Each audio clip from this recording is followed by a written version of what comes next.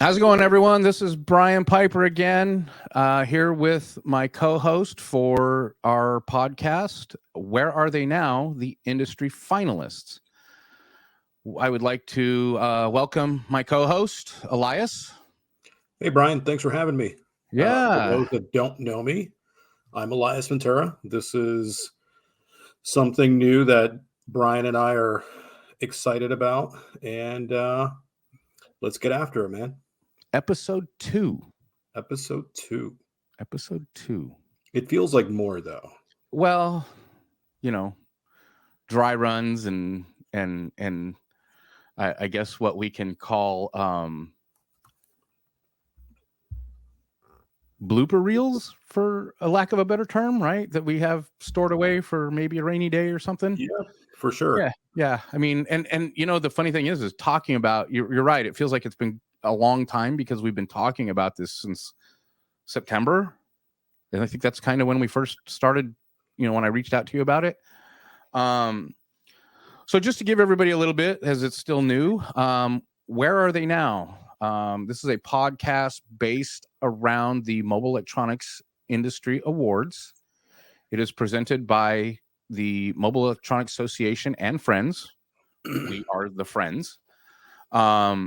We are not directly affiliated with MEA. We are just fans and fans of the industry awards and the association. And I presented this concept of some podcasts to the powers that be, and they gave me the go ahead, and here we are.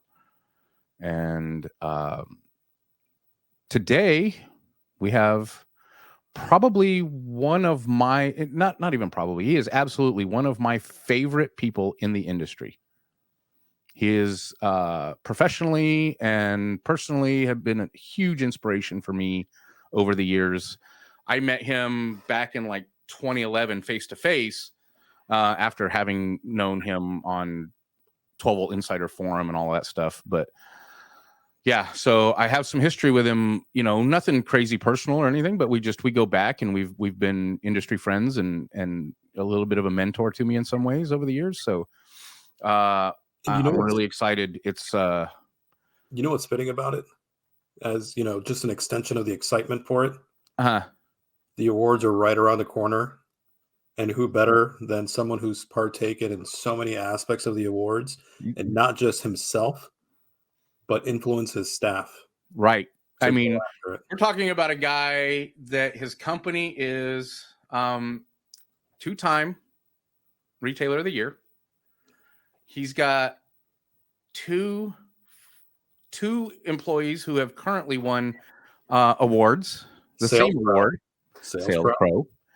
And he's got one that's up for a rookie award this year. Yeah. So, this guy, it's like he what's the word? He emanates success to his staff. And I think that's a great word, because when you look at what they do above and beyond perfectionist, right? They hit home runs everywhere. Well, now that you've said it, let's bring Mr. Perfectionist himself, John Schwartz. Let's. Hey, what's up, John, guys? How are you guys doing? How are you doing, sir? Man, you're making me blush over here, brother. I appreciate it. I thought that was just the background, just adding a little red to your cheeks. No, that's that Asian glow, baby. Well, we were excited about this, not just from the aspect of you being one of the biggest influencers directly for your staff, but also for your company and others, those, close to you. So this is exciting for Brian and I, just because over the years that I've known you, you're one of those guys that are not just approachable, but willing to help and willing to give the advice. And so to me, that's, all qualities that I admire and I appreciate and I respect. So, I'm glad to have you on here and, get to dive into that awesome heart and mind of yours. Awesome, man. Thank you, man. I appreciate that. I've been in the industry now. This is my 33rd year, and I still feel like I'm a fan. I love seeing everybody, and I love hanging out and just I love seeing everybody's success and going to shops and just seeing all these things, you know. You mentioned seeing everybody, and this is something that I got to say. I have seen you at all kinds of shows, right? And like I mentioned, you and I met face to face for the first time at that Audison bit training in Arizona, like what was it, 2011? I think it was, right? I think so. And in all the times I have seen you interact with people, I have never not seen you with a smile on your face. Yeah, I love everybody, man. I love this industry. It's incredible, and I feel like people are excited. And it's just I don't know. It's like I said, I've been in it 33 years, and this is my 24th year at Perfectionist. And literally, I've been pulling in the same parking lot this year. This will be my 24th year pulling in the same parking lot, but I still get excited. I love walking into the bay and see what we got going on, and I still work up front doing sales, talking to customers, and now we got these generational customers. Now, I worked on somebody's car in my 20s. Then they brought in their kid, and then now I'm working on a kid's kid car, so 3 generations of clients is pretty amazing. That's pretty fantastic. Yeah. I'm pretty convinced that I don't think John Schwartz ever gets mad at anybody. I've never seen or heard a story of you ever like being upset with someone. And I mean, in all reality, we know that's not true, but when you talk to people and when I've seen you talk to people at Knowledge Fest, at Bit Training, wherever else we've been, you inspire. What's the word? You inspire excitement. Like people get excited to whatever you guys are talking about. And don't get me wrong, I don't know all the conversations, and I've heard pieces of them just because I'm within earshot. But when you hear somebody talking to you, the conversation, they walk away and it's like, oh my God. And it's a motivational speech. It took 3 minutes or 5 minutes or 30 seconds, whatever. But every time they talk to you, they walk away and not to sound like a fanboy, John, but damn, it's happened to me. You and I have had conversations and I walk away going, dude, I know what I'm doing now. There you go. Well, I heard this great saying from one of my mentors the other day, and he said, this is a position of privilege. And I really took that to heart, because it is something that where, in my circle, I tell people no one can outwork me. I work 7 days a week. I mean, I just started another company. So I have 4 companies now, and, I'm involved with them all, and then, so I really think that, back when I've been broke way longer than I had any money, and sure. When I got Perfectionist, you got to think I was 22, and Perfectionist was like, everybody's heard it. Perfectionist was the worst shop, I feel like, in the Pacific Northwest. And, nobody would talk to me. Nobody would give me a chance. And then you started finding a couple of people that would give you a chance a little bit here and there. So, we couldn't get any brands. So because nobody, we had to buy through distribution, and we just had all these problems. Didn't have any cash, didn't have any credit, didn't have anything.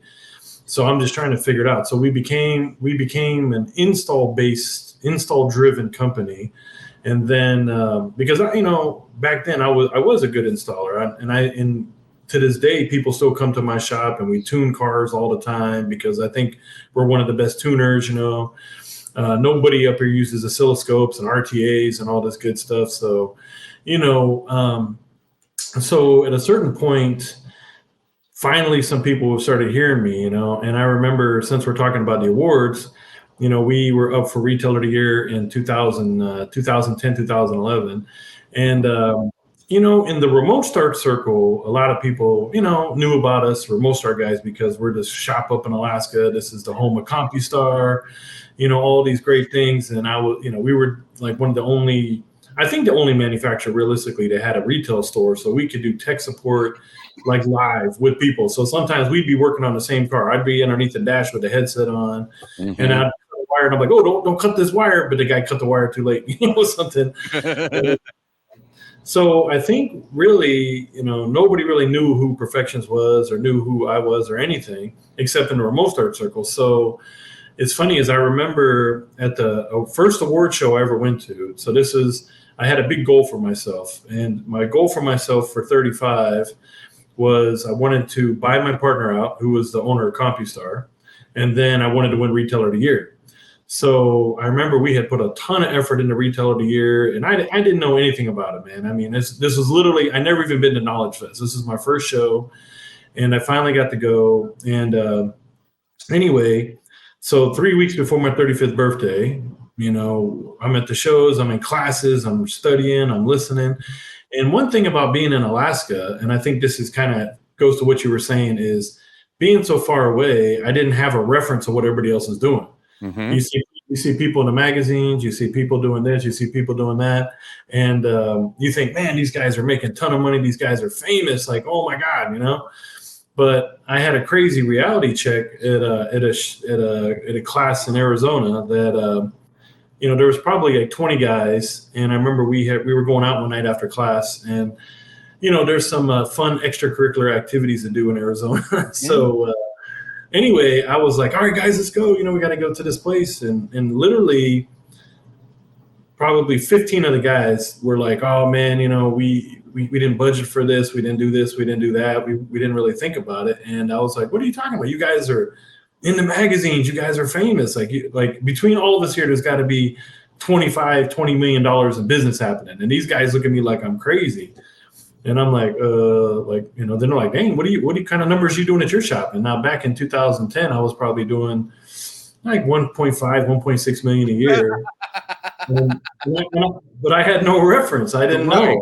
I thought everybody was doing that, because when I got Perfectionist, I was doing 300,000 a year.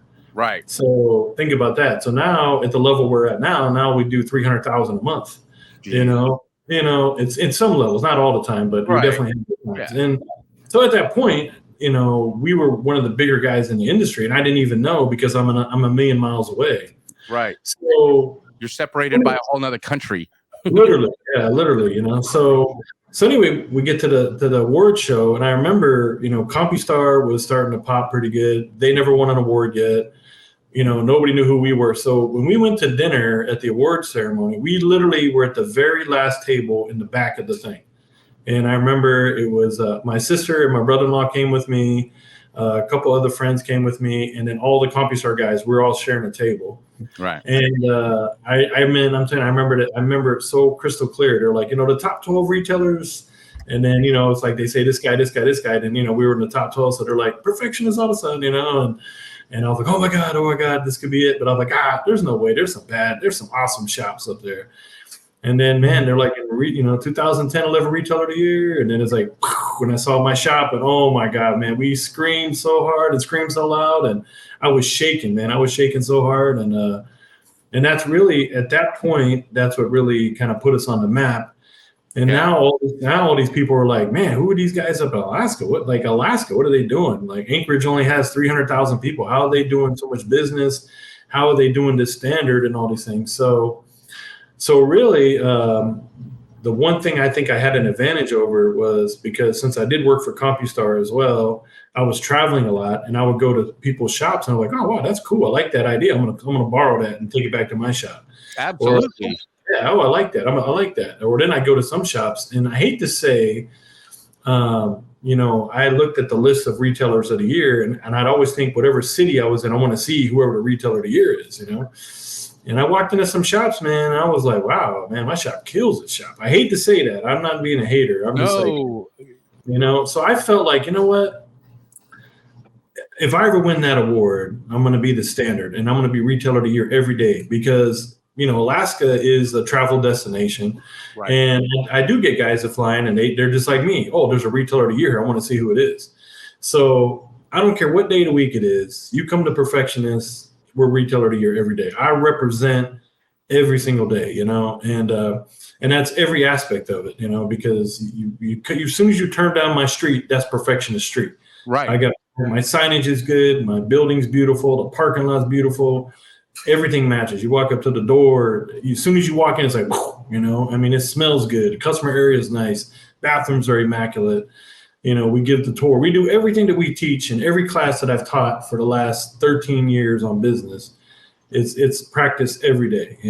It's not, we don't ever falter from it. And if someone screws up, literally, I ask them, are we being a retailer of the year right now? Did we represent today? Like, no, we messed up. Like, we can't do that. You just never know who's going to walk in. It's like a Michelin star restaurant. Yeah. Yeah, I want to be that. I want to be a three-star Michelin star restaurant. Right. So that's John can use the jigsaw just like day one. That spawns a question for me that I'm going to hang on to for a little bit later. But so the way we do our podcast, we got 4 questions. Okay. And so I'm going to start with the first one.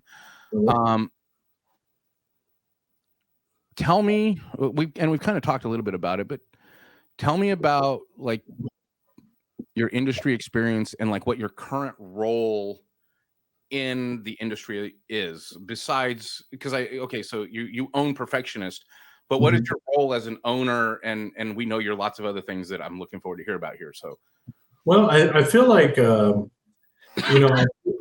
in the beginning when you said that, in some levels I inspire people in different things, right? So I've always believed to inspire, you have to be inspiring. So I constantly, like I tell my employees that, the day you quit learning from me, you should quit. You should go somewhere else, because we have to learn every day.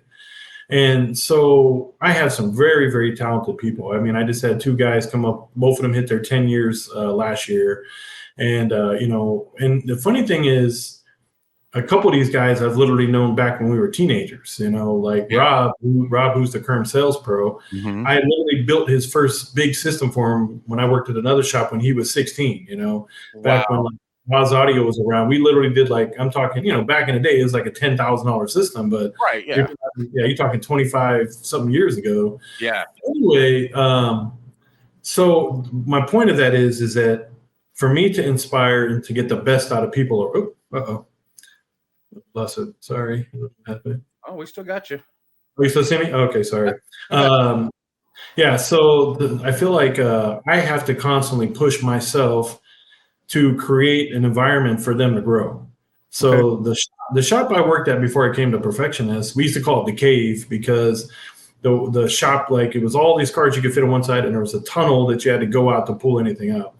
And so you felt like you were in a cave. And the funny thing is, the guy that owns the shop now, he hired me when I was 18, and I left when I was 22, and he just bought the shop from the owner last year.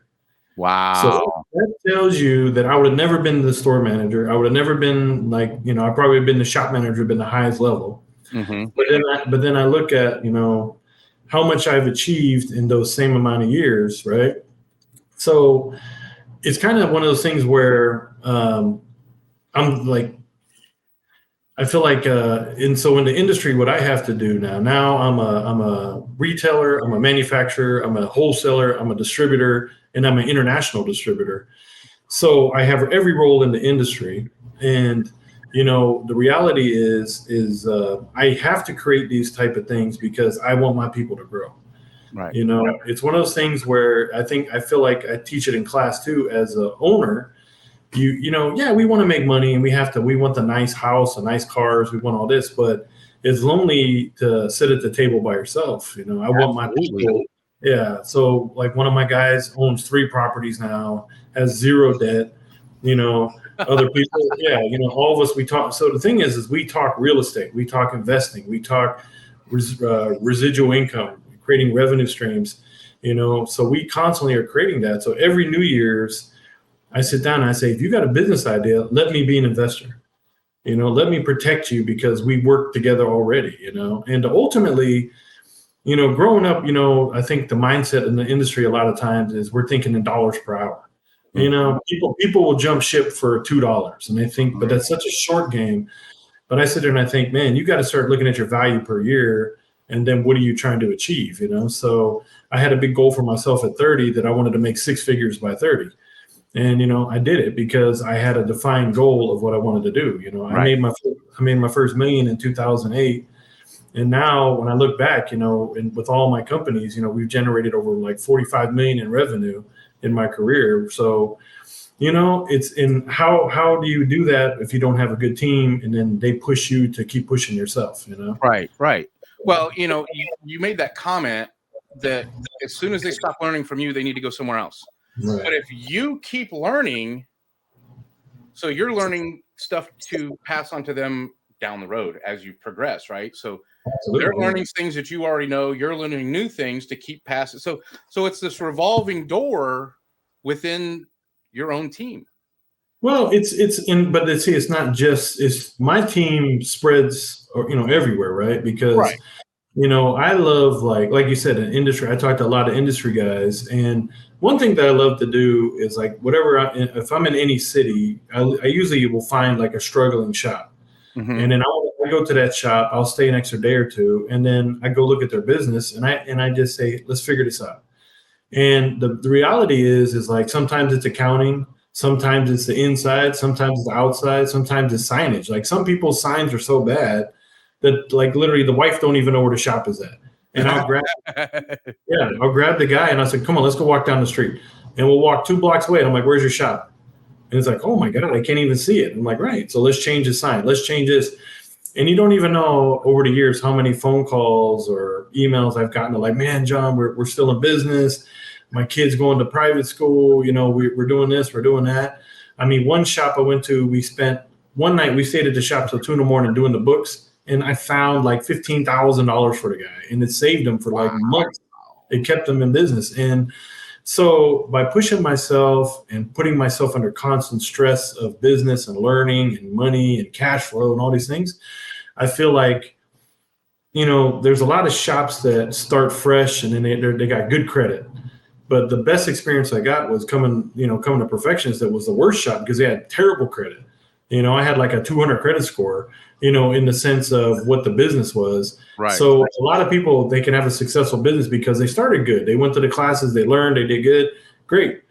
But the reality is how many shops, and let's just assume in the United States and Canada, let's say there's 10,000 shops. I think that's a fair number. Sure. Out of those 10,000 shops, like 75, 80% of them haven't even broke $1 million yet. It might never break $1 million. It might never break $1 million because it's a mindset. And ultimately, I feel like if you're at 500 to 750, you own your job. There's just not enough money to really get out and get financially free. So for me, let's say when I got to my first $1 million, okay, I'm starting to do pretty good. I'm making 6 figures. I'm doing stuff, but how can the money trickle down to everybody else? Right. Okay, I got to make another $1 million now, and we got to figure that out. The first $1 million, I try to tell people it's like anybody that builds audio. I mean, Bryan, I know you build stuff all the time. If I come into your shop and I say, hey man, I got $5,000, I want to hit 150 decibels. What are you going to tell me? Not possible. Not too possible. Okay, yeah. you can do it, Elias. All right. Okay, bye. Yeah, exactly. Right. So then I say, okay, I got $10,000. Let's hit 150. Okay. Maybe. What kind of car we got? Oh man, I don't know. Maybe. Yeah. Then it's just a question of limitations. Yeah. Then we got to start talking about what can we and can't we do. What are your limitations to the vehicle? Right. And then we decide from there. Yeah. But it opens that door a little further. Yeah. So that's $1 million. 150 dB is your first $1 million. Okay. And you'll build a system and you build it so good and you hit 149.6. You'll hit 149.7, 149.8. So that's your 800,000, 850, 900,000. You're like, oh, I need one more month and I can do it, or whatever it is. Yeah. So ultimately, to get that mind shift, to be able to have the infrastructure, the cash flow, and everything to create that business, that's what I love. Right. I love to help people figure that part out because it's a lot closer than you think sometimes, Yeah. Yeah. I think, it's funny. I have said this for years, having worked in shops, owned business, traveled, trained, and not got into the same thing that you get into in business, but going to shops and seeing how they run and all these different things. And just looking at our industry for, almost 36 full years now of, my gosh, our industry has made it really easy for somebody to own a business. Oh yeah, absolutely. And the problem with that is throughout the years, we have had too many business owners that had no business owning a business. Absolutely. I was just about to say that. Yep. Right. And Elias and I have talked about this, and he and I talk about a lot of stuff like this because we both, coming from retail and now working for manufacturers, we both see that other side of the coin, right? And it's this thing of what I see the most, and I was one of those guys at one time of, here's an owner making gobs of money, or what looks like gobs of money, but it's all on my back. Right. But we see that too many times with uneducated or not as educated in the business sense of how to operate a business. You get a bunch of installers that go, he's making all the money, I'm doing all the work, I can do the same thing, and poof, now there's another store. Yeah, absolutely. Or another guy trying to do it out of his garage or whatever the case may be, because as we know, some of the guys that start from a garage have become very successful. John Covenant's being one of them, which we all followed him, right? We all saw his journey. I know you and John are real close. Yeah. But, there were guys that did that and they became very successful. But they also tried to learn as much as they could. The other side of that is you get these guys that are just, I'm just going to make all the money, but they have no clue. They don't know what a P&L is. If you walked into their store, like you said, visiting and hey, let me look at your P&L. My what? Yeah. Like they wouldn't even have a clue what that is. Yeah, so you get a lot of installers that become owners that don't invest the time to take like a simple business class, or they just dive right in. And not to say everyone's like this, but I feel like the ones that really care will actually take a few seminars, a class, a community college, just something. Go to an industry event, something to raise their education level on what they're investing in or what's going to be feeding their families. And to circle back to something you guys touched on, like I love going into shops and, pointing out and helping and giving back and planting the seed. But even more so, my favorite thing is hearing the wins, hearing the success stories. I love that. I did that with one of my close friends who has a shop not too far away. And he would only offer one tier level of window tint. Now he offers 4. I told him, this was 5 years ago, do a good and best. Well, now he's gone traditional, good, better, best. And most of his customers elect the better and best. So it's like the regular stuff is like, non-existent anymore. So I love that as a win, because that's how he was able to break into his first million. And the reality is, if you think about it in the business sense, like we have to have a little bit of separation, right? Because ultimately you got 4 hats. Okay. So the first hat is like, let's say your buddy that loved the tint and stuff he's really good at, that's the artist. So most of us started as the artist. We thought all of us got into the industry because we felt like we could build the system better than the guy that put our first system in, right? So, so we become the artist, and that guy, most of the shop owners are still the artist. Then the second level would be like you become like the manager, so now you're like 10 feet, you're working in the business, 10 feet above, handling stuff, calling people, ordering, blah, blah, blah, blah, blah. Next level after that is now we say, okay, now we're the owner. Now we're 30 feet above, looking down. So we're planning maybe a month out, thinking things like that. Ideally, the top level is the board level. And that's the level I try to think at and try to teach people to get to. The board level is 100 feet above the business. And ultimately, the question, it's really more of the question of what's the downside of any decision we make, and can we live with it? All the other stuff is good. If you're talking like the P&L, hey, what's our top line revenue? Oh, okay, we did, we're at $1 million. What's the bottom line? Oh, bottom line, we're 100,000 in profit. Oh man, awesome. We're in the black. It's we're running 10% net to gross. That's amazing. Let's go and celebrate. But ultimately, no one ever looks in the middle to figure out all the stuff where we could trim some fat, Right. So at the board level, let's say you want to buy that $100,000 CNC, or you want to do this, or you want to do that. We have to be able to think in a different mindset of the future and say, okay, what's the downside? Well, the downside, I got to train somebody to run it. I got to put in 220. I got to do this. I got to do that, blah, blah, blah. And then can we live with it? Or hey, I want to get like a customer vehicle so they can have a car to drive around. Okay, what's the expense? Okay, what's the downside? Yeah. So ideally, the artists, a lot of guys love to be the artist, and the artist is great, but at the same time, the artist is tough for them to see past anything because they're in the now. So I'm really lucky. I got some really amazing mentors. Two of my mentors run $100 million companies. So when you talk to those kind of guys, the infrastructure and mindset that it takes to get to that level is on a whole nother. Yeah. So ultimately, that's what I like to do. So when I look at my employees, when I look at peers, when I talk to people, I want to listen to that idea, and then now I put a board level aspect on it. Like most people come to me, oh, John, I'm going to start a business. I got an idea, blah, blah, blah, blah. I say, okay, where's the business plan? Oh, what's in my head? No. We can build a whole plan on paper. I said, a good business plan, there you go. Business plan takes about a month, but you're not going to spend $1. You're going to spend time, and then let's figure this out. Right. And that's what we got to do. Oh, I want to do this. Okay, well then rule number 1 of business is be your own customer.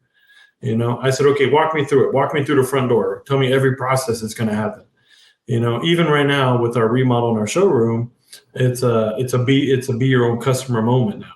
Is this gonna blow people away? Is this gonna wow them?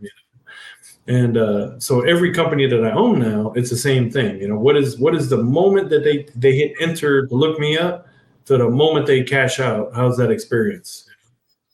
That's awesome. That's strong. Yeah. So thinking about something here. So we're talking, the impact of, board level business, which is exciting. And I know we spoke about the first retailer of the year win. What was the mindset going into your second retailer of the year win? That was an amazing. I was there for that, and that was pretty exciting. Just hearing you guys scream. Well, even the whole journey was crazy to that because so when we won the first time, man, it was incredible. But it was to where I am now, I was like amateur level then, because again, I had no reference of the world in the sense of other retailers. So I met one of my mentors, amazing guy named Marcel. I love Marcel. He's been out the industry now for probably 5-6 years, I think. He retired, but he's not retired, man. My dude is killing it. Anyway, so we did the AvidWorks. We decided to do the whole AvidWorks showroom, and I flew Marcel up. And I remember when I met him in 2009, and he was doing it. It was another Electromedia event, which was cool. And he was teaching some business stuff, and I went up to him. I was like, God, I need to talk to this guy, because I want to get to this next level. So, at that point, I went up to him after the class. I'm younger, my 30s, and just a young punk, whatever. And I was like, "Yo, man, me and you are gonna be really good friends." And he's like, "Okay," he's Canadian. You don't know, like, right. Either they just don't talk like we talk, And anyway, I was like, I need you to come to Alaska. And he was just kind of like, "You're gonna fly me to Alaska?" I was like, "Yeah." I was like, "I need you to come up there," And his rate was, pretty crazy back then, but I was, but I'm like, I'm hot shit at the time. So I was like, yeah, I got the money, but I really, I probably didn't have the money, but whatever. Anyway, so I flew him up, and it was pretty cool because he came up in 2014. And I said, man, you got to see, maybe it's 13 or 14. He came up, and I was like, you got to see our machine because, we do a lot of remote starts up here. We do. It's pretty crazy. Between 3.5 guys, we do like 4,000 remote starts, pretty much every year. And so you're talking, 20 a day, 15 to 20 a day on average. And, we've been in like number 1 CompuStar single store dealer for years and years and years in the world. Anyway, I told him, you got to come see this machine that we got, the way we got the desk set up and how this happens. We got people coming in, and so we created a couple of different things. We did this, we did that. So really the element that we were needing was to modernize in the sense of recreating ourselves, to be a world-class facility, So a lot of the stuff he taught is stuff that I was like, okay, we got to apply this. So did the whole showroom. I spent $80,000 on my showroom. It was awesome because we could finance it, so it became a complete write-off. And then as a business owner, the cool thing is I held on to the depreciation till I needed it. So I had a really, really profitable year, and then I waited, and then I used all the depreciation. So I actually got a return, which was pretty cool. Nice. So, yeah, it worked out really well. And anyway, that kind of, so we redid everything. And I tell you, the conversation that happened that really set it off is I found a location on the other side of town, and I wanted to open another shop. And so I had called my other mentor, who is Jason, the owner of CompuStar. And so I called him. I said, man, I found this great little spot. We should open up a shop, or I guess I already bought him up by then. So I was like, I should open a shop, but he's like dad, calling up like your dad. Yeah. Anyway, so he was like, okay, that's cool. He goes, well, you ready to lose $100,000? And I was like, what? And he's like, let me ask you the number one question. I was like, what? He goes, how are you going to replicate yourself? How do you replicate the formula without having to go back and forth and back and forth and back and forth? How do you find another Aaron? How do you find another Rob? How do you find another this guy? And I was like, damn. And he goes, then let me ask you another question. He goes, can you leave Perfectionist right now for a month and not worry about the shop? I mean, back then, guys, I couldn't leave for like 3 days without worrying about it. So I was like, damn. So I kind of laughed about it. And he goes, okay. He goes, so take that $100,000 you got. He goes, make Perfectionist so good that you can leave for a month. If you can't leave for a month, then you don't need another shop. And I was like, okay, you're right. So we modernized, man. Everybody got iPads.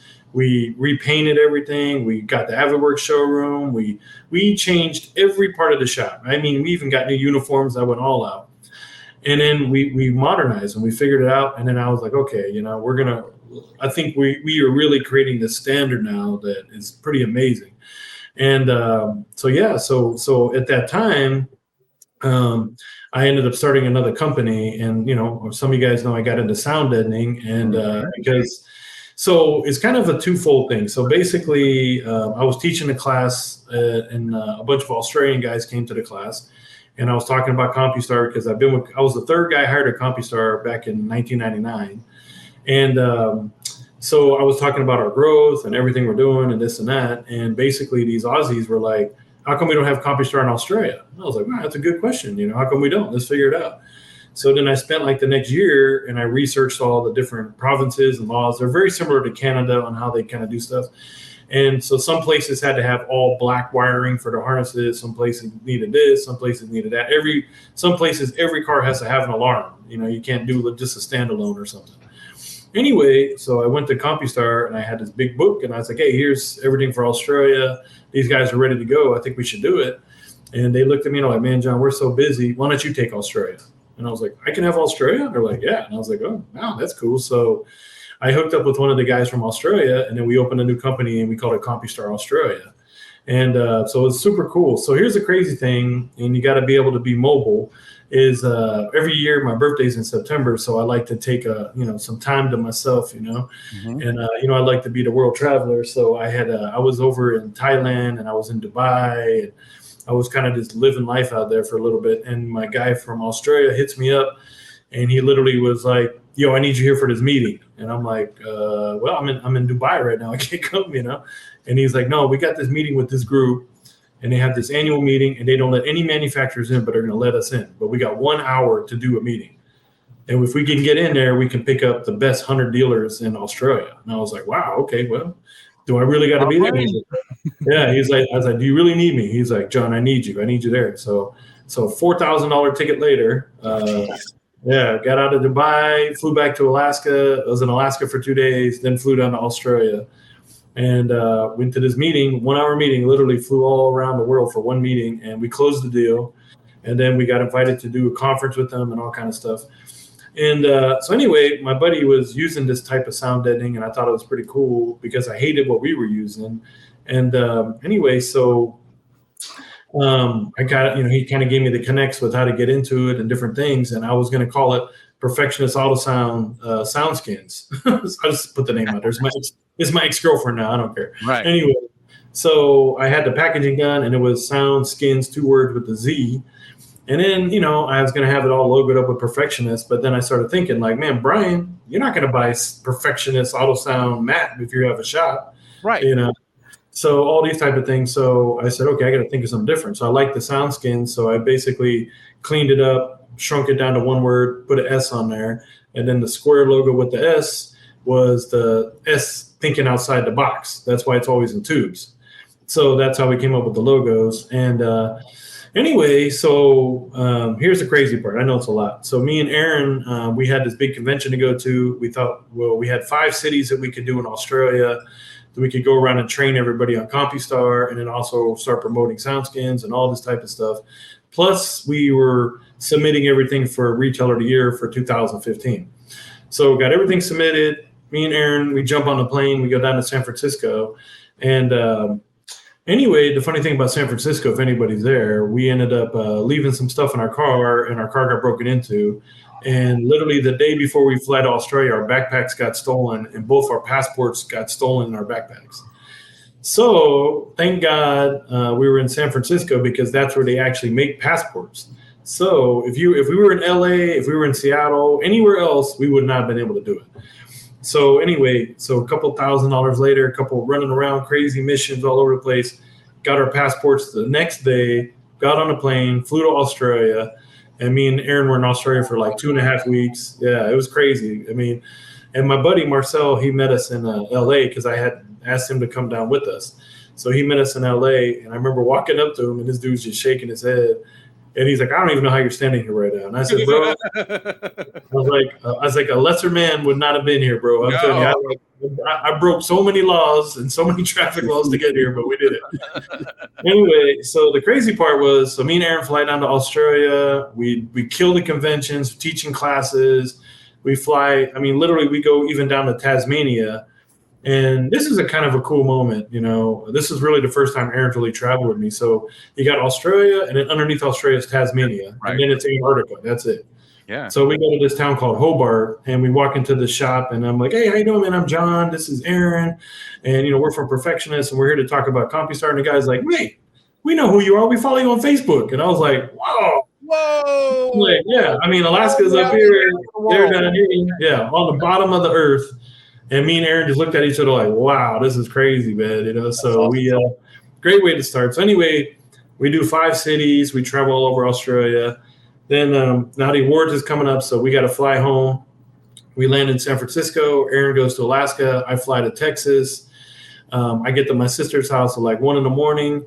I'm back up at 7 a.m. heading to the show, teach 4 classes that day. And then we have the awards that night. And then, you know, they literally announced us, you know, 2-time Retailer of the Year, Perfectionist. And man, I was like, and then I remember Chris Cook came up there, and he was like, I don't want to hear no more excuses. This guy literally flew all the way back from Australia, came all the way over here, and then taught 4 classes and still, you know, doing things for the industry. So yeah, that was pretty amazing. I felt like that was a really big team victory, and I remember that moment crystal clear too, man. It was very amazing. And then at that time, I think I was the second person to win it, second or third person to win 2-time Retailer. And yeah, it was pretty amazing, man. You know, I really feel like that really kind of solidified all my hard work and all the things, and just like the mindset of like what I'm trying to be for the industry, you know, like there's so many icons. You know, I got into this when I was 14, I'm sure like both you guys, and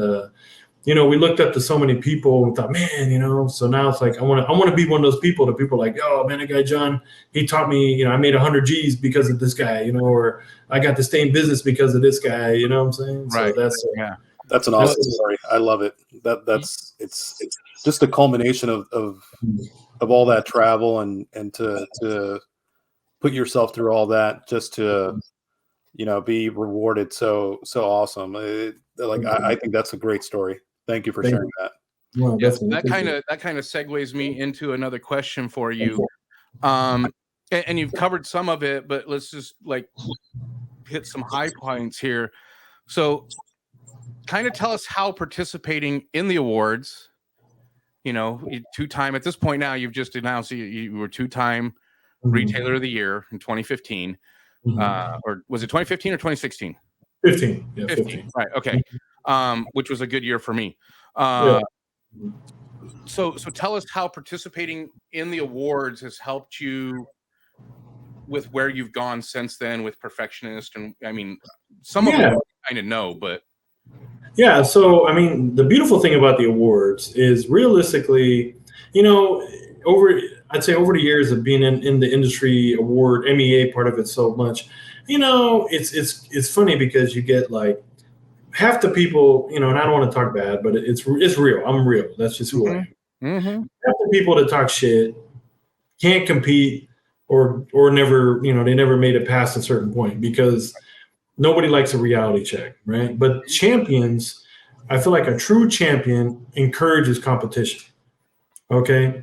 So, like, for example, there's 3 or 4 shops in town and they're my ex-employees, right? And so I created my own competition by teaching them everything I know. Right. But the reality is I talk to them and I say, you need to do better. Your shop looks like shit. You know, look at this showroom. You need to paint.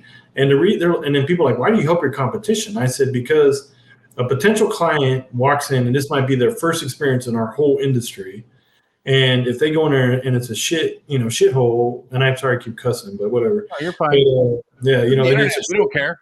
Okay, and it's a shithole, or the installer does a bad job and they burn up a harness or they mess up the car, we lose that customer forever. The industry does, not even just me, but we lose that customer. And think about it. Now all the factory cars that come with factory mode start Bluetooth, backup cameras, dash. I mean, they're coming with everything. It makes it harder on us, yeah. But the good thing is the factory's so good and not doing good, right? So, and I think COVID proved that, because if you weren't a pretty good shop, you know, if you didn't, have a crazy increase to your business during COVID, you already weren't a good shop. Right. That's facts, you know, because most shops have record years. Mm-hmm. And now the trick is how do we maintain that and keep moving forward? So I feel like with the awards is a magnifying glass on your processes. Okay, I don't care what you are. So in the beginning, you had introduced all the things that we are. So the reality is we're 2-time retailer of the year. We have 2 sales pros of the year. Aaron's been on the top 12 list 3 times. And I had a rookie of the year already in 2019. So if my girl wins this time, we'll be the only shop that's 2-time retailer of the year, 2 sales pros of the year, and 2 rookies of the year. And a multi-top 12 installer who is, let's be honest, he's quietly in the background of your shop, but that guy is every bit of a rock star behind a table saw and a router and a laser that any of us could want to be that are not already at or above his level. And that guy is fantastic. And he is one of the most humble people you will ever meet. He's great. You know, it's the crazy thing is I hired him when he was 17. He worked for me part-time out of high school. And, you know, now he's 33 and, you know, he's just, it's amazing. Now his son, he'll bring his son in here and his son's running around the shop. And I'm like, oh man, our next employee, you know, so. I know that world. So no, and that's the thing, right? Again, what I talk about us as entrepreneurs, we have to create an environment for growth. Yeah. You know, it's one of those things. If I didn't have multiple companies, so now my company now SoundShield, you know, Rob's part of that, Aaron's part of that. You know, me and Aaron, we have a couple of businesses on the side that we're doing stuff. And the goal is just, you know, I'm 46 this year. I'm going to be 50 soon. And I want to start chilling. I want to relax a little bit. But, you know, we have a lifestyle to maintain. And so we have to create revenue. So we need revenue streams. So, you know, so those are the things. But it's the same things that happen where I'm trying to create wealth for myself and revenue streams and security. I'm not selfish with that. I teach everybody in my businesses, hey, this is a great thing to do. It doesn't cost much to get into it. You know, I tell you one thing I'm not sympathetic about to anybody. I'm sympathetic about family, health, all this type of stuff. Right. I'm not sympathetic about money. You know, there's so much money in the world and you got to get up and get it. I mean, Elon Musk, richest guy in the world, got the same 24 hours that we got. Right. You know? Right. Everybody has the same amount of time to make money.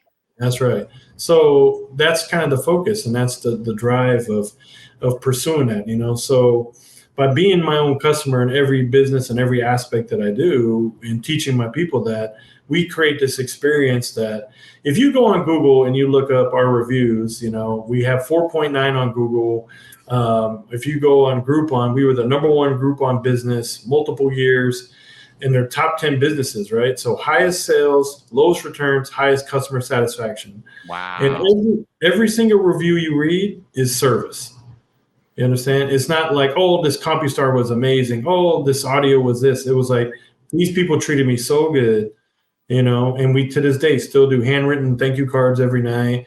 We do a VIP hanger in everybody's window that has, they sign it every night. Like no matter how busy we get, no matter how big we get. And now, we're a multi-million-dollar business, but it's service. It's absolutely the bottom line. And by preparing yourself for the awards and the great questions that they ask, you start looking like, shit, I don't have that covered. Damn, I didn't look at that part. So now you kind of step back and like, man, I got to step it up. And then I think that some guys want to run for retailer of the year, but then when they start seeing the caliber that it takes to be that, then they say, you know what, I'm gonna go next year because I'm not there yet. And then every year comes next year. Yeah, well, sometimes, but some of those guys call me. Guys call me, and then I say, well, all right, well, let's look at what you got. Let's figure it out because, and then the part of it where, you get to where I said there's some people that talk shit is kind of like, people start saying it's, what's the word? It's cliquey. It's a popularity contest. It's all that, this and that. Well, the reality is, it is kind of a popularity contest because in life's a popularity contest. Right. It's about status. And, I love this industry because I feel like we're the cool guys. We know club owners. We know the restaurant owners. We know the cops. We know the street pharmacists. We know we know everybody. Yeah, I'm Switzerland, man. I can go anywhere and I get along with everybody because I'm the car guy, Yeah. So, we're in this life that, again, this position is privilege, whether you're religious or not, you're blessed with gifts of maybe you're a fabricator, maybe you're an electrical guy, maybe you're a salesman, but that gift was a blessing to you. So that's the privilege. And we have to focus on that and become our best version constantly, You said something there that kind of hit home with me. And I try to do this with everyone that wants to partake in the awards. Guys that always say, oh, I'm going to do it next year or I'm not ready. I always encourage taking part in the awards because you can self-reflect from where you were last year to the next, and so forth, so on, until you get to that end goal. Mm-hmm. And for me, the power of influence, I as a humble person do so much, to give back. And I feel like you have the same mindset too. So I'd be curious with your influence and your passion for the industry, and it's proven with your own guys. You motivate them to move forward. Mm-hmm. What would you say to the industry guys and gals that are aspiring to take part in any facet of the awards? What are the John Schwartz words of encouragement? I think ultimately, like what I just said on my last part about being the best version of yourself, right? So the reality is everybody got a 9 to 5, 9 to 6, but the gift of it is what you do off the clock. At some point you have to realize that humans, we need purpose. And in this industry, again, it's tough, right? Everybody's doing home-based businesses. We can't find employees. We can't find this. We can't find that. But I feel like there's got to be something inside of you that wants to be the best version of who you can be. And I feel like I tell my guys a lot of time, or different people I talk to, like caveman DNA in us, like you're a caveman, cave woman, whatever, there's a purpose there. Why do we call it a caveman? Because the guy has to find a cave to bring the woman over. And, it's kind of like when we were kids, we got our first car. The first thing you wanted to do was put rims on it because if I got some chrome, then I must be doing pretty good. I mean, I grew up in the South, right? So I got to get my shoes on. Right. Yes, but, sir. But then when you become a man, the idea is, okay, I got to get the crib because if I bring this woman over to my boy's house and I'm renting a room, like, it's funny. I had a woman, love of my life, I guess. She, I picked her up from the airport, right? And she just came to Alaska, and I had my Escalade out there. Man, it was dropped, back when 22s were the biggest thing you could get. Man, it was sick. I had the baddest Escalade in town, right? And I was like, I don't know, probably 25 or something like that. And it was so stupid, dude. I was paying like $950 a month, 18% interest. I mean, it was so stupid. But you couldn't tell me that when I was driving it. I was the coolest guy in town. Right. Anyway, I picked her up from the airport, and I was so proud. Truck was dialed in. And you know what she said to me? She said, I like the Chariot, but what's the castle look like? Ooh. I was like, damn. I was that guy renting a room from my boy. I had $100,000 in cars sitting outside, and I'm renting a bedroom from my buddy. You're living in your mom's basement. Yeah, so definitely, I thought the whip was everything, but the reality is like, okay, I was still a boy. So I feel like in life, the biggest thing that most people want is security. Okay. And to get to security, you have to be the best. So what I've always taught my kids, so my kids now, my oldest is 31, I got 28 and 25. And since they're all girls, now they're women. And I told them, I said, find what you love to do, become the best in the world at it, and then you make money. And that's it. And I feel like, okay, you're going to come into this, especially at this age, you guys have been in the game for a long time, when we didn't have data sheets, we didn't have all this programming and all these things. We were analog, right? You knew how to use a meter, you know how to use a probe, you know how to use all these type of things.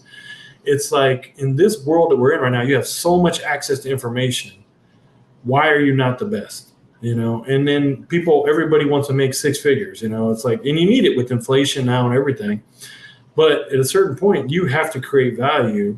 And by creating value, it's by being the best version, So I think that for people, I feel like, man, whoever said it's lonely at the top, never seen the view, and that's kind of arrogant, but it's one thing to get to the top. It's harder to stay at the top and keep pushing and recreating yourself. But, every single one of my people that's up for an award, the only hope I want for them, I just want them to feel what it feels like to walk across that stage. I'm blessed, man. In 2018, my daughter, Amari, won Sales Pro of the Year, and she was the first female to do it. And that night, we won Best Online Presence. So we're the first father and daughter to win a national award on the same night. And, and Eddie K was there. He won the Lifetime Award. And I read every single Eddie K book. And so the crazy common things in that was, I was in the industry at that point. I'm trying to think what it was. It was something like I started reading his book when I was 23. And it was a whole bunch of stuff with 23. You know what I'm saying? And basically, when Amari got it and all these things happened, it was like everything was like 23 or 25. I can't remember. But Eddie K gave my daughter the signed, his last toolkit. Right. I remember that. I was like, wow. I was like, Amari, I read every single one of this guy's books that got me here. Now you get to meet him on a night. He gets a Lifetime Award and you win the Sales Pro of the Year. Wow.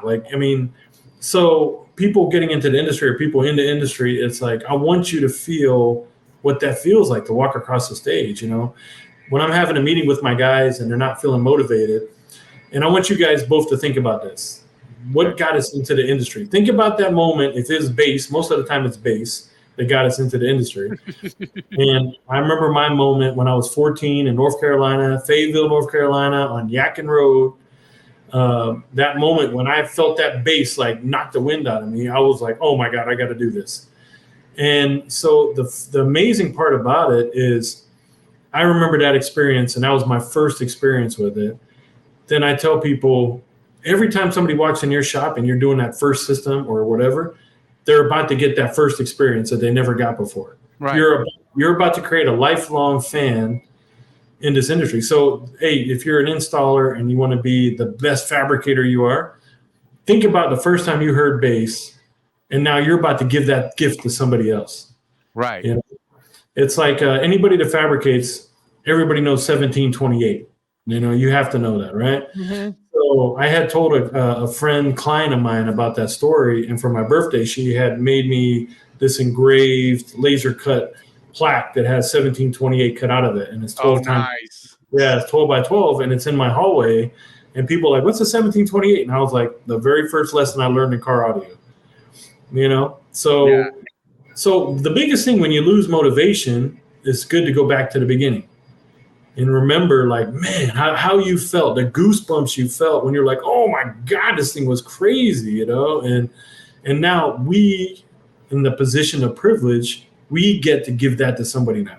Right. If that don't inspire you to want to walk across, I'm getting goosebumps right now. If that don't inspire you, right here, I was thinking the same thing. Goosebumps are hair tricks too, right? Yeah.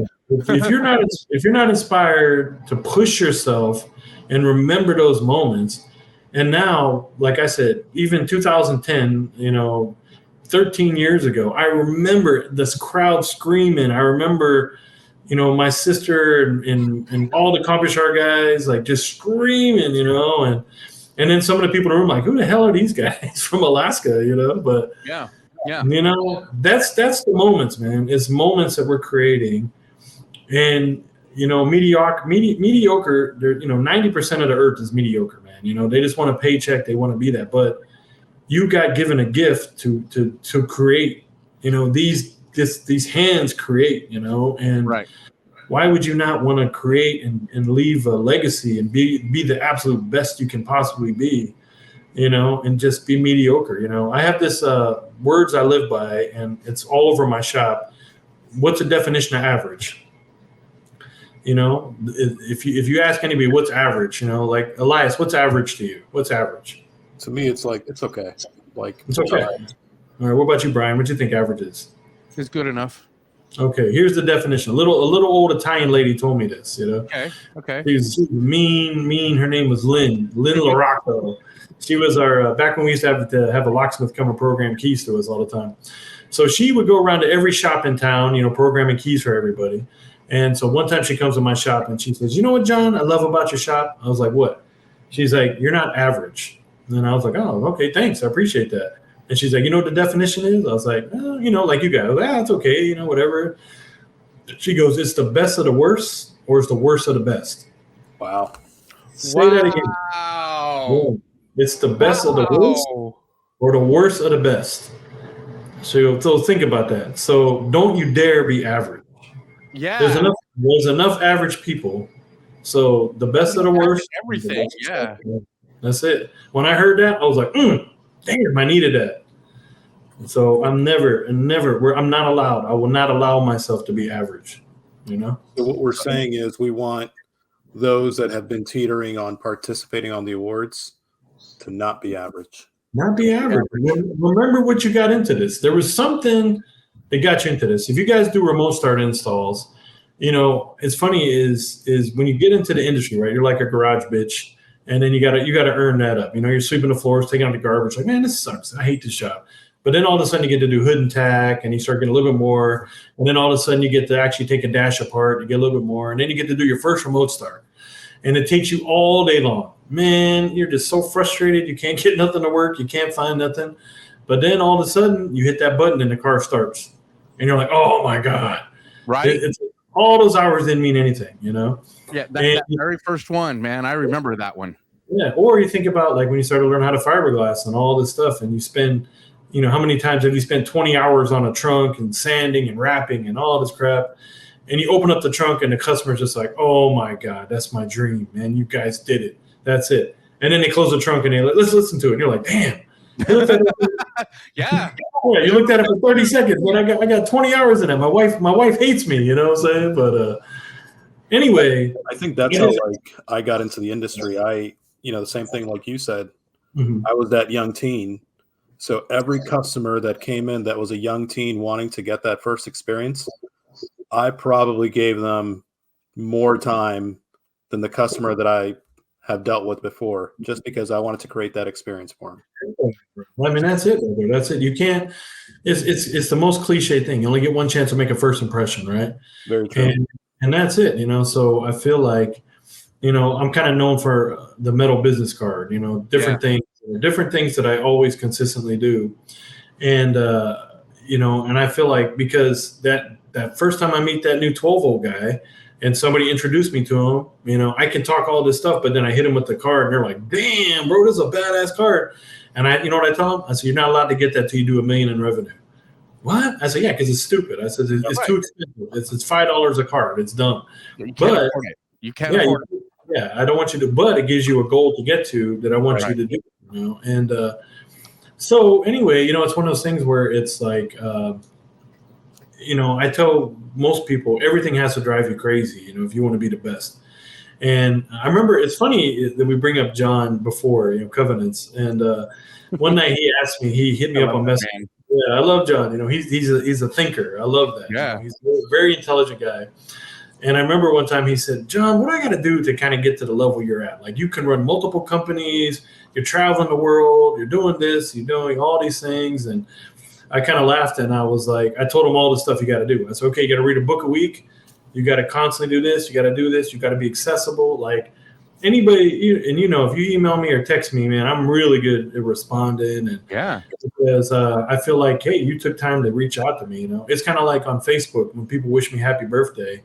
Last year, and I'm so humbled and grateful, but I had like almost 600 people reach out to me for my birthday, and I thank every single one. Yeah, I thank every single one individually. I hate when people do that generic, oh, hey, thanks everybody for the birthday post. Like, yo, you spent time to tell me happy birthday. I'm gonna tell you back. So anyway, when I told John all the stuff it takes, he was like, oh, I don't think I can do that, man. I said, well, then you're not gonna get where we got to go. So. It's tough, man. It's tough. Yeah, it's tough. It's tough to, to do those things. But like I said, I want everyone to feel what it feels like to walk across that stage because it's incredible, man. And not many people got to do it. Like Elias, how did you feel? You were the very first to get to do for that award. I still remember that like day one. I honestly thought, being the new guy-ish to the industry, maybe at that point I was maybe like 10, 11 years in. Mm-hmm. I sat there and I was staring at the floor and I heard it and I'm just kind of like, wait, what? And I look at like all my teammates were there and I'm like, did that really happen? Oh yeah, my name's up there. And like I had to pause for like 20 seconds and I remember Ada and McNulty just kind of like pulling me up and I'm like, holy shit. Yeah. It was crazy. And I honestly, had no idea that I could make it that far. Mm-hmm. I had no speech prepared, so I don't even remember what I said. I just remember going up there, grateful, thank you, and obviously I was surrounded by coworkers. Yeah. But I honestly thought 2 veterans that were on that list were a sure thing. I was just happy to be part of it. For me, it was just being along for the first time an award that I felt that I could coexist with. Absolutely. So that was a lot to me, right? And I just sat there for like 15 seconds, just kind of absorbing it, not realizing what had happened, So it was amazing for me. I was there. Mine was there. Similar, well, so like when I won Trusted Tech in 2015, I was running against Carlos and a couple other guys. I thought for sure Carlos had it. I thought for sure he had it. And I'm sitting there and same kind of thing. They called my name and I'm like, what? And all of a sudden Carlos was like, dude. And I'm like, what? Oh crap. And I walked off the stage. I didn't even know what I'd come out of my face. And I had to go back and watch the video that got sent to me a couple of times. It was posted on Facebook. I had to go back and watch it to know what even fell out of my mouth. Yeah. Because I was just shocked. I feel like with the awards for me, I literally, like we created this, I don't know if you guys can see that, but, we literally created our own badge. I love the crown on there. That's awesome. Yeah, we created our own badge because I feel like, it's prestigious, and even though I haven't competed in a while, it's out of respect for the new breed, like I want to get back into it, but I don't, I think I've proven everything that I can prove. And, we still do what we do. We're still, like I said, we're remodeling our place now. We're constantly pushing the curve.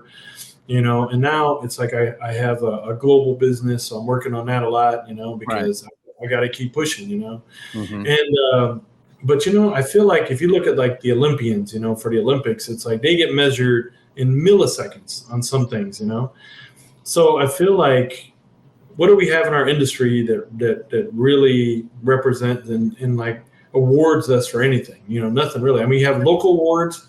So like in Alaska, I'm so grateful that we win Best of Alaska pretty much every single year. We've been the platinum winner. And to me, that sometimes is more important to retailer of the year because that is your audience. That's your neighborhood. That's in your hood, right? Yeah. So to win Best of Alaska, that's a big deal. But then on the other side of it, it's like, some guys, I don't care about that. I don't care about that, whatever it is. And that's like, that's fine. But then for me, I feel like if this is the only body that really really says, hey guys, we're going to celebrate all your hard work. Because really, a 12-volt installer, who is more skilled than us? Man, we're a carpenter, we're a welder, mechanic, upholsterer, electrician.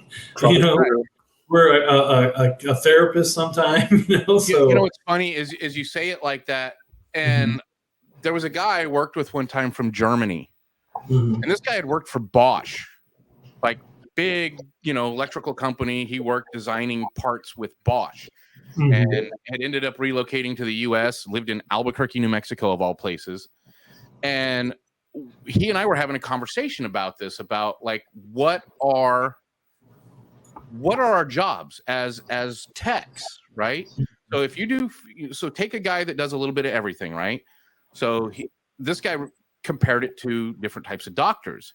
He said, so you're a guy that does like deck and four and troubleshooting, and you put, you know, a sub box and an amp and stuff. You're a general practitioner. Right. You're the guy that sees everybody, right? And then you get into fabrication. So now you're a plastic surgeon. You get into troubleshooting. Now you're a brain surgeon. Right? And so we you know, we talked about these different things. Like you start creating electrical components to make a car do things that it didn't do. Like, okay, we go back to the 90s of remote start and alarm, where you bought an alarm, a remote start, a window module, a, you know, this, a that, and you have to make all of that work together. Yeah. Neurosurgeon. Man, when I started doing alarms, like seriously, the shop I worked at, man, we were always like a top 50 Viper dealer, even way back then. You know, the coolest thing that you could get back then, so we didn't have any sheets or anything. So at the shop I worked at, we were tied with all the dealerships. So we would get the first of anything. And literally like Passlock 1, Passlock 2, VATS, you know, like the Lexus, when the RX 300 came out, we had to go into the door and break wires to make the locks work. I'm not even lying to you. A lot of those diagrams that got sent out for the DEI tech briefs were my drawings, because we got colder faster than anybody. So we were doing these things before anybody else. You got a lot of t-shirts, didn't you? Yeah. Like, you know, remember the one with the guy and his feet were just hanging out and said, dude, I found it. You know? You know, but I remember like even the diesel, when we were doing diesel trucks, we would have to do a bank of like 13 relays. We would take the timers apart and change the pot so we could get timing right to get the glow plug wires. And, you know, so a lot of the installers now don't get to experience those things that we got to experience. You know, most of the guys is like, oh, if there's no module, I can't do it. If there's no data, I can't do it. I'm like, man, we can figure it out. This car is going to start. You know, we can figure it out. But there's an analog somewhere still. Yeah, there's something that's triggering that starter to turn. We could run a wire out under the hood. You know. So anyway, I feel like, you know, as long as we've been in the industry and things that we've seen and things that we've done, like it's that position is privileged. And I keep saying that because I loved it when I heard that.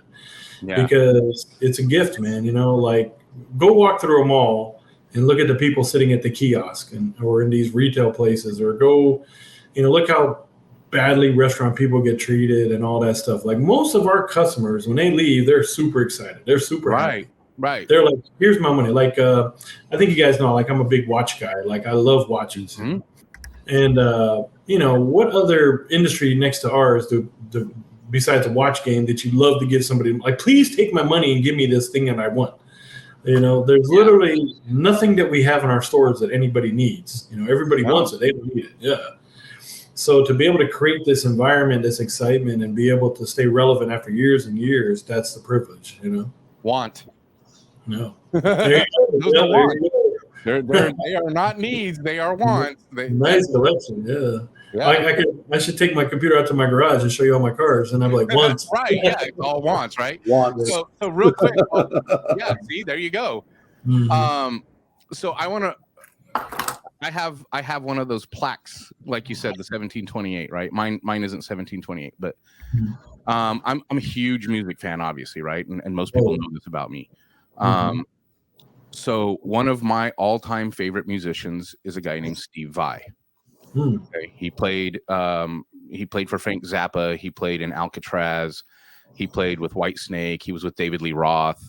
And then he went out on his own, and he's just done these amazing, like, solo albums that are. It's what he can do with a guitar is absolutely amazing. Okay, so this goes on to this plays to your "Don't Be Average." Okay, so this is just a portion of a song called "The Audience Is Listening," and here's how I'll kind of play this. It's kind of corny. But when I was in my early 20s and mid 20s in the 90s, I didn't care. I loved this. So I built this car for this guy, and we finish the car and we go to this show at a competing retailer. And we take his car. It was a Cadillac Baritz convertible, like 1983 or 86 or something like that. Remember that car, John? Two-door convertible. It was converted at the factory, but it didn't come that way, or at the dealership it didn't come that way. Anyway, so we built this car. Don't ask me because I wasn't born yet. Yeah. Anyway, so it was the largest build the shop I worked, or the company that I worked for, had ever done in the entire company. Okay, it was $36,000. It was the largest sale any store in the company I worked for, which at the time was Audio Express, based out of Arizona, home of the $1 install. But where I worked, that was the place I worked. And so I got to do this car. It took me 6.5 months to build it. But all kinds of crazy shit to it, right? We go to this show. We've got the top down. We've got the stereo turned up. And we play this song. It's called "The Audience Is Listening." And I had it queued up, ready to go. So as soon as we pulled into the parking lot, he's in the passenger seat of his own car, and I'm driving. And as soon as we roll up, I hit that song. And so afterwards, he asked me, so here are the words, and he asked me why I love this song so much. But this is why. It says, and so if you ever see the video, it's like a young Steve Vai playing with his buddies in class, and the teacher's losing her mind because she's old, and they're playing this crazy heavy metal song. Okay, and so it goes. This is a spoken part in the lyrics where Steve Vai says, "I am fearless in my heart. They will always see that in my eyes, I am the passion. I am the warfare. I will never stop. Constant, accurate, and intense." Some strong words there. So that has resonated with me since the first time I heard that song when I was a kid. Okay? And the guy went and had a plaque made. I have it hanging in my garage to this day. It's beat up. It's got scratches in it. It's worn out, but it still hangs there. And he brings it to me, and he's got this plaque, and it says "Passion and Warfare Designs," and it's got the words, and it says and Steve Vai on there. And he handed it to me like all wrapped up, and I'm like, "What is this?" And he goes, "This is you. This is everything that those words." He went and found the song, listened to the words, because I was like, "Man, I love this part." And so he listened to it, and he goes, "Look at what you do." His car was the first car I'd ever built a fiberglass enclosure in, and nobody taught me how to do fiberglass. I had to go learn it from a boat guy, and I really had no clue on how to do a fiberglass enclosure. But I learned in his car how not to do a fiberglass enclosure ever again. I mean, it worked, but never wanted to do that again. I did so many things in that car I'd never done before, but I knew I could do it because I was smart enough. I could look at things and go backwards to go, okay, that's how we make that work. It took me a long time to do a lot of work. But when you say don't be average, right? Don't be afraid to take those challenges on. Don't be afraid to try something new. Don't be afraid to know that you can be the best you can be at what you do. That's right. You can be that expert. And this doesn't just apply to fabrication or throwing shit in cars. This is selling it. This is being a business owner. This is being a mentor. This is being the guy that talks to other people. It's be the best at who you are. Be the best at what you're good at. If you're good at the beauty of all this is we're getting it, firsthand from John, who is again, one of the realest, most humble, guys that I think, all of us have learned something from, conversated with, and, being able to influence the rest of the industry through this podcast. I think it's strong. Like, you guys are going to leave me with so much excitement right before the awards. I'm going to drum up so many networking conversations with people and give it back just because, of moments like this and the ability to influence others. It comes from a place of love for the industry and wanting and loving to help others. That's so, it. Awesome. Yeah, I had this. I was thinking of two moments, and one of them was when you were talking about fiberglass, and I remember how I got taught how to use fiberglass. When I worked at this other shop, the manager was such a jerk, so the first year I worked in the shop, my name was like, I had to say it. I'm just going to say it. All right. It was like, he basically called me dumb fuck faggot for the whole year. Okay. So I was the garage bitch and everybody would call me that. And I was like, I didn't care. I was like, just teach me something, whatever. So it was either, the whole thing or it was just dumb fuck. No one called me John till my second year. Right. Anyway, we were fiberglass, this big old crazy box in the back of this truck. And the manager, he was like, yo, go mix up the fiberglass. I was like, okay, how do you do that? I've never done it before. He's like, what are you talking about, you dumb fuck? I was like, how would I know? I don't know nothing about it. And then I was like, all right, and I'd just be standing there. And then I was like, bro, like, what do you want me to do? And then he was like, come on, go mix it up. And I was like, well, what do I do? And then he's like, 50-50. And I was like, oh. It's a hot mix. I mixed up the quart cup, and I'm just like doing my stuff, and then he comes back, and then the bottom of the cup starting to melt out. So the guy's like, "Yo, what did you do?" And I was like, "I don't know, 50-50." You idiot! So he takes it and he throws the freaking cup in the dumpster, and the dumpster lights on fire like napalm. Oh my god! Anyway, that was like when you were talking about fiberglass. I was just thinking about that moment. But I was going to say something kind of what Elias is saying is like. So I don't know. Some people know, some people don't know. When I was 40, for some reason, I figured it out, but I ended up getting heart disease, and so I have what they call dilated cardiomyopathy. So basically, your heart swells up. So when people say, "John, you got a big heart," I'm like, literally, because it's literally twice as big than a normal heart now. Anyway, I had this really tough transition. I was at the awards when I was at my worst, like beginning to be my worst. And so I missed the last day of the awards and all kind of stuff. This is in 2016. And anyway, so I had to go through this really bad 5-6 months or whatever of I barely, I couldn't walk. I couldn't come to the shop. So luckily for me, Amari and Aaron were taking care of the shop. So, while I was recovering, because pretty much I got to the point where my heart was only like 11% efficiency, and you have to get back up for that, right? So anyway, I had this moment, and it was kind of an epiphany of why I think I want to help people so much. Is that in this industry, as we've grown up, it's been always like he who dies with the most toys wins, right? That's kind of how we always used to be. But now I think as we're getting older, it's like he who dies with the most people at his funeral wins. So I literally had a meeting with my staff, and I was like, and I said, this is going to be kind of morbid. I said, if you died right now, besides family and maybe a couple of close friends, who's going to remember you in a week? And I was like, this is the thing where it's like, how are you making the earth a better place? So in any aspect of where I try to be at, I feel like, like I said, I always used to say I've been broke longer than I had money, but now I'm getting older, so probably I had money now longer than I've been broke. But it's one of those things where, every person I want to be nice to, because you don't know what they're going through. And every person's situation is different than what your situation is, And, right. and if you don't travel the world, the best thing you can do is get out of the United States and see how bad it really is. Right. As much as people hate the U.S., go to a third world country and you're going to come back and kiss the ground and appreciate that you live here, because I was born in Iran, and then I came from Thailand. I was adopted. I got my citizenship when I was 13, a high school dropout. I went back, got my diploma, never went to college, but built a multi-million-dollar business, right? And it's like, I'm the American dream, Yeah.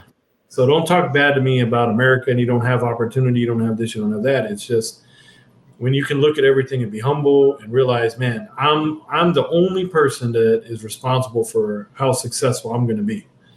And when Yeah. you do that, and then when you sit there and you share love constantly, like in my classes, I always say make love to your customer, but in the reality, it's make love and show love and be the best version you can be. And you know what? It's like the universe sees that, and it's gonna repay you. You know. Yeah.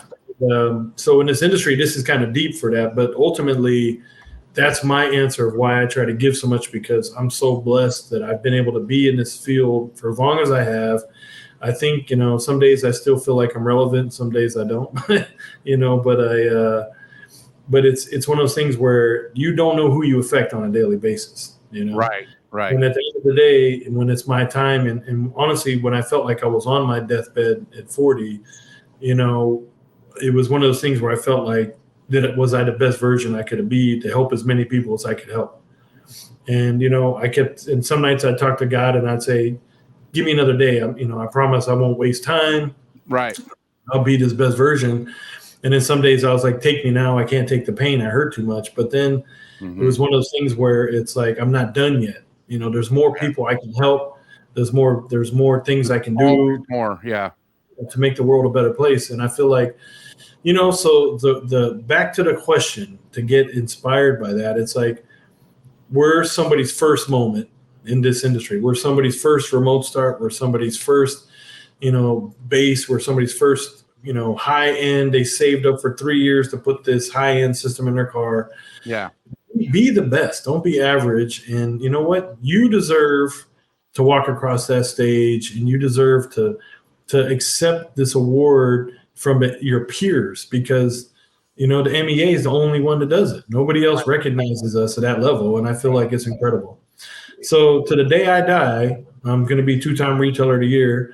I don't care when it's like 2030 and, oh man, you won that award 20 years ago. I'm still retailer of the year. And maybe you add a third to it at some point. Nah, we've been talking about it, but I don't know. I don't want to be like. We'll have a conversation about that next time we see each other, but or talk on the phone or something. I got a thought process about that for people that win, and it's kind of, as we're finishing this up, it's kind of that like one and done thing, right? You win. It's an unspoken rule of you win installer, or you win trusted tech now, or sales pro, or retailer. It's like a one and done. But if you reinvent yourself, or you reinvent your business to a certain degree, or you change how you do things, you evolve. Yeah. Well, now you're a different business. Absolutely. And to the point of COVID, right?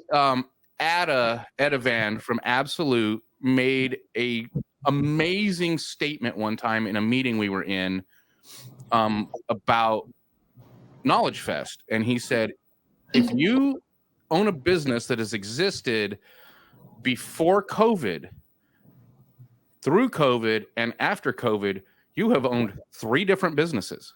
You owned pre-COVID business, you owned a COVID business, during COVID business, and now you've owned a business that survived COVID, and now you have to continue to survive. Yeah. And that was pretty powerful, in its own right. So I do want to say this, John. Thank you so much for coming on. I know we originally talked about doing this with like all of your guys in one cast. God, I'm glad we didn't do that, because we'd been here for 4 hours. Sorry. No. I'm just saying, because there would be so much. It would be hard to do a cast, a podcast with your entire team. Yeah. Let them all know we're coming for them. Yeah. No, we want to hear from all of them, because I can only imagine the conversations that we're going to have going forward. It's a beautiful thing. My team, they're still inspired. I mean, everybody's, heading out for the show next week. So they're, everybody, we're just hyped. We're hyped for it. I feel like it might be one of the biggest shows. I feel like the buzz is good. All I hear is positive energy from it, Yeah. So. Well, we're definitely going to be talking to your team while we're at Knowledge Fest about getting them on. So, I mean, we've got, when you talk top 12 and winners and everything, we've got a huge spread of people. And, we're finding people going back into like mid and early 2000s. I was actually given a name of a guy that I'm trying to find some information on. I'm gonna put something up one day in all the groups. Maybe somebody knows him. Some guy, the guy that was the original installer of the year, back in like 1994, and he was a back-to-back winner. So I would love to. I would love to find that guy just to hear his story, and then find some of those. I know we're not going to find everybody, but over time, hopefully we can. Yeah, it would be great to put the history timeline, and I always joke with Jeff Smith that he was installer of the year of 1980 something, just because I think it's funny and he always cracks up. But no, this was great. This is not only going to be very motivational and influencing for those who watch this, but for me, man, I'm going to take some of John's nuggets and try to be better at influencing others, man. That's there's no trouble, bro. You're gonna do it, man. You have to be better than average. There you go. Not just that. I love influencing others, but now I just kind of want to take it up a notch. I'm just. I can tell you, so Chris McNulty was the first guy we interviewed on a cast, and that was really. Chris is a fanboy, right? And he's when he gets behind something, boy, he gets behind it. And so it's kind of exciting to have him on to hype what is, now the industry awards coming up right here in like a week. Mm-hmm. So being the second guy on for us, man, I'm all excited. I'm giddy. I'm like a teenage schoolgirl going, who do I get to interview next? Who do I get to talk to next? Who's the next person? Because we don't know yet. I'll be honest. I don't have the next person lined up. I will by the end of next week, but yeah, I don't have them lined up yet. And I know there's many, many, many people that will come on. But I gotta say, watching this in a few weeks when this goes up and people are sitting down watching it, don't be mad at me when your phone starts ringing or blowing up on Facebook or something because people want to reach out. I know you won't. I know you won't. You're gonna be like, oh, I just got to manage all these people to talk to because they're gonna want to talk to you. I appreciate it. I'm humble, man. I'm humble. I'm grateful that I've got to be in it for as long as I have, and just to be able to meet so many amazing people, and just I hope I inspire people. I hope that I can help anybody that I can help, and if they can take their business to the next level, take themselves to the next level. You're not alone. I'm working on it too. I got big goals for myself. Health goals, financial goals, right. Self-love, self-mastery, all those beautiful things. And then trying to be just, the best human I can be and love everybody as much as I can, Yeah. All right, John. Well, we're going to say goodnight. Right. I appreciate you taking the time to come sit in with us. And we'll be talking to your guys, and I will talk to you soon, I'm sure. Well, I appreciate you guys. Yeah, thanks, brother. I appreciate you guys for the opportunity. And it was a lot of fun. Thank you so much. Thank you, man. We will talk to you soon. All right, brother. Take care. Right. Bye now. Bye. Wow, Elias. That was a lot. That was a lot. And that's a long podcast. That was longer than I thought it was going to be. But, dude, I couldn't stop it. We just kept going and going and going. And that guy has so much to give. Wow. This was great. I hope that those that watch this feel the same goosebumps and feel the same energy. And still, it's I still got that one of those things where this is what it's all about. This is what originally connected you and I on the idea. And thank you for, having this idea and now, putting it forward into actually making it happen. This is great for everyone watching. The goosebumps are real. The passion's real. This is what it's about. Yeah. Let's get after it. That's all I got to say to everyone. Absolutely. All right, man. So we're going to get out of here. Got to find our next guest. Let's talk about that. We need to find our next amazing person. They're all amazing, I think. So we just got to find that one that's really going to make number 3 special. We'll find them. Yeah. And so many great people out there.